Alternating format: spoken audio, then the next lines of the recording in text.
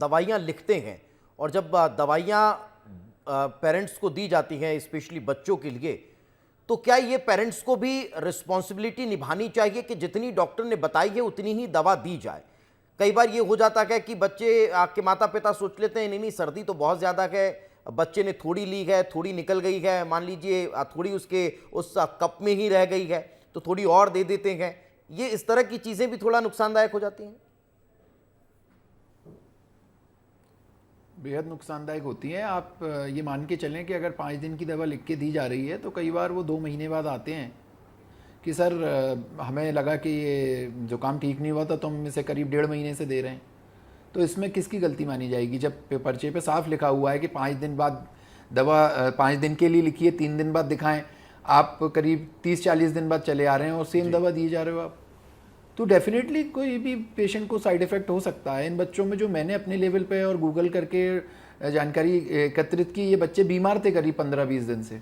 चलिए, वो जो जिन बच्चों का आप जिक्र कर रहे हैं सर, चले जा रहा उनके माता पिता हमारे साथ जुड़ चुके हैं। मेरे सहयोगी दुर्गेश, या चूंकि मैंने आपको बताया कि छिंदवाड़ा में ही मौजूद हैं, दुर्गेश जरा परिजनों से बातचीत कहिए कि क्या आप डॉक्टर को दिखाने पहुंचे थे, डॉक्टर के द्वारा ये दवा लिखी गई थी या फिर सीधे मेडिकल से परचेस की गई थी?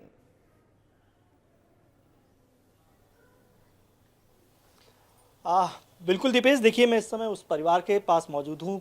ठीक 15 दिन पहले श्रेया यादव, एक 2.5 साल की बेटी थी जिसका इस परिवार में निधन हो गया था, अचानक बीमार पड़ी, हॉस्पिटल ले गए, डॉक्टर को दिखाया और जो दवाइयाँ दी थी उसे दी और उसके बाद चंद दिनों में ही उसकी जो है डेथ हो गई। बहुत दुखद घड़ी होती है क्योंकि मासूम बच्चों की इस तरीके से मृत्यु होना और उस परिवार के ऊपर दुखों का पहाड़ टूट पड़ता है। मेरे साथ परिवार के सदस्य मौजूद हैं। अम्मा, क्या हो गया था श्रेया को और किस तरीके से आप लोगों ने फिर ट्रीटमेंट कराया था? सर्दी जुकाम हो गया था, फिर डॉक्टर पास ले गए, उनको वहाँ पर बाटल वगैरह लगी जी।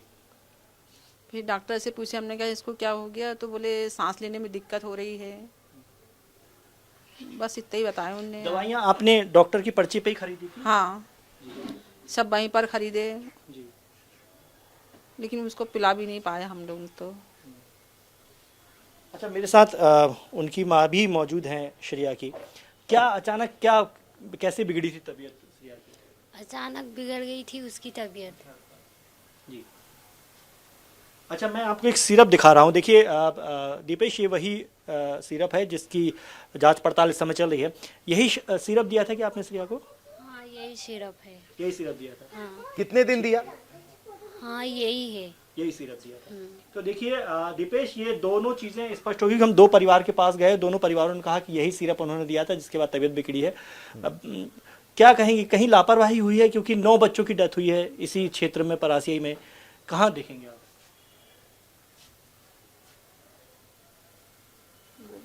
देखिए, कह सकते हैं, शब्द नहीं हो सकते इस समय। परिवार आप बताएंगे क्या उस स्थिति में नहीं है अभी सुन की रहे हैं बात कि 9 बच्चों बहुत ज्यादा की जाए। मैं लौटूंगा दुर्गेश आपके पास, लेकिन डॉक्टर राकेश हमारे साथ जुड़े हुए हैं। डॉक्टर साहब, एक और बड़ा सवाल, जब मेडिकल रिप्रेजेंटेटिव पहुंचते हैं डॉक्टर्स के पास और कंपनियों के प्रोडक्ट्स जो हैं वो आप लोगों को बताते हैं, तो क्या कोई फीडबैक भी आप लोग देते हैं कि भाई जाइए अपने अधिकारियों से, अपनी कंपनी वालों को ये बताइए कि ये चीज़ गलत है, इसका मत इस्तेमाल करवाइए, इसको बंद करवाइए, इसको बैन करवाइए, इसको मार्केट से हटवाइए, इस तरह की चीज़ें भी हमको बतानी होती है?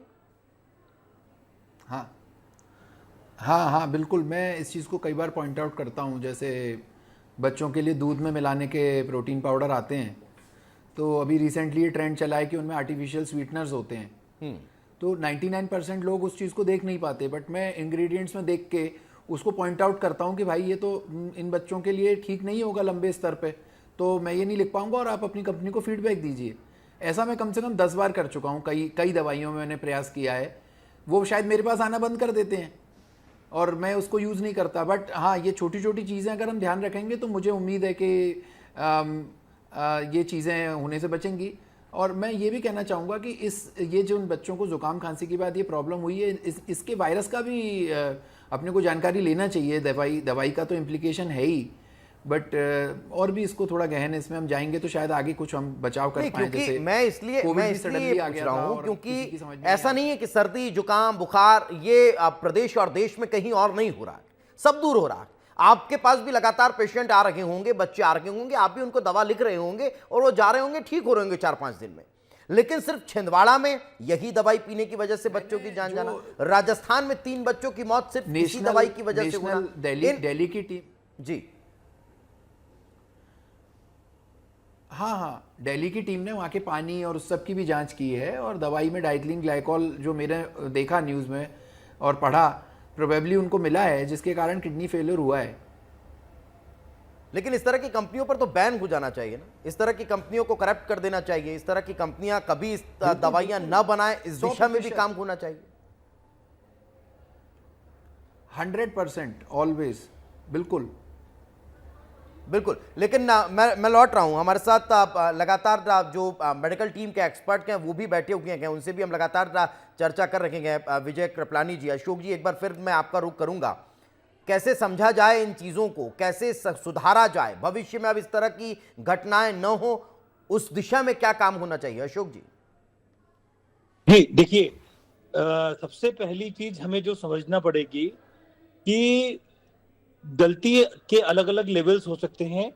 सबसे जो भी दवाइयाँ, चाहे वो ब्रांडेड हो या इथिकल हो, उसके जो कॉम्बिनेशंस है वो सारे कॉम्बिनेशन सरकार से परमिशन होने के बाद में ही बनते हैं। तो इसलिए जो भी कोई कॉम्बिनेशन हम प्रिस्क्राइब कर रहे हैं, वो कॉम्बिनेशन उस पर्टिकुलर एज ग्रुप के लिए रिकमेंडेड है कि नहीं, ये काम करने की जिम्मेदारी तो हमारे डॉक्टर्स की है, पहली चीज। लेकिन इसके साथ ही साथ जो कॉम्बिनेशन बन रहे हैं, वास्तव में जो बनना चाहिए वो बन रहे हैं या नहीं बन रहे, इसकी काम जो है, तो मैं सवाल कर रहा हूं, जो अथॉरिटीज है, ये उनकी आप और हम जिम्मेदारी है। कैसे देख पाएंगे? तो मैं अगर कंपनी हूं और मैं अगर कोई प्रोडक्ट बना रहा हूं और मैं कह रहा हूं कि इसमें मैं ये 4 चीजें इस्तेमाल कर रहा हूं, वो मैंने लिख दी उस पैकेट के ऊपर, लेकिन उसके अलावा मैंने 5वीं और 6वीं चीज भी उसमें मिलाई है और वो मैं नहीं बता रहा हूं, तो ये तो मेरा फॉल्ट है ना। इसके लिए तो मुझे रिस्पॉन्सिबल होना चाहिए, इसके लिए तो मुझ पर कार्रवाई होनी चाहिए। ये जिम्मेदारी जो है, ये जो कंट्रोलिंग अथॉरिटीज है, भारत सरकार की अलग अलग स्तर पर कंट्रोलिंग अथॉरिटीज है, राज्य सरकार की कंट्रोलिंग अथॉरिटीज है, ये उनकी जिम्मेदारी है कि जो उन्होंने लिखा है वही रहे।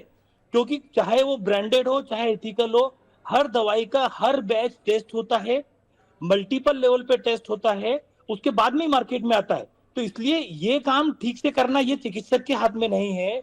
इस काम को जो है, इसको करना तो कहीं ना कहीं जो एजेंसीज है उनके हाथ में है। तो ये काम एजेंसीज को सुनिश्चित करना पड़ेगा। और अगर कोई इसमें फेल होता है तो सरकार को, न सिर्फ कंपनी बल्कि जो उसका व्यक्ति है, मैन्युफैक्चरर है ना, बिल्कुल उसकी भी रिस्पॉन्सिबिलिटी और उस पर भी कार्रवाई करनी चाहिए। मैं लौट रहा हूं आपके पास, विजय कृपलानी जी हमारे साथ मौजूद हैं। विजय जी, कई बार ये होता है कि एक चेन होती है और उस चेन का जो सबसे आखिरी कड़ी होती है वो सबसे महत्वपूर्ण होती है, और यही इस मेडिकल सिस्टम में भी है। कंपनी दवाई बना रही है, कंपनी से डिस्ट्रीब्यूटर के पास, डिस्ट्रीब्यूटर के पास से मेडिकल स्टोर पर, डॉक्टर लिख रहे हैं, वो दवाई हम आएंगे और आपके पास से ले जाएंगे और हम अपने बच्चे को दे देंगे। तो वो जो सबसे आखिरी कड़ी आप हैं, आपकी रिस्पॉन्सिबिलिटी बहुत बढ़ जाती है।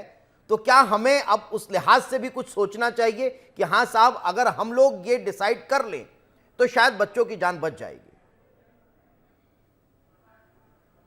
देखिए, मैं इसमें यही कहना चाहूँगा कि दवा विक्रेता की मजबूरी होती है कि प्रिस्क्रिप्शन को ऑनर करे। जो डॉक्टर ने ब्रांड लिखा है वो हमको देना हमारी मजबूरी होती है, हम उसे सब्स्टिट्यूट नहीं कर सकते, कानूनी रूप से भी नहीं कर सकते। इसीलिए हमारी वो मजबूरी होती है कि हम उसको ऑनर करें। जो बल्कि हम कई बार ऐसी परेशानी में आते हैं कि वो दवा मिलती ही नहीं है, अवेलेबल नहीं होती है, उसके प्रॉपर डिस्ट्रीब्यूटर नहीं होते हैं, प्रॉपर डीलर्स नहीं होते हैं, लेकिन हमें कहीं ना कहीं से ढूंढ के लानी पड़ती है।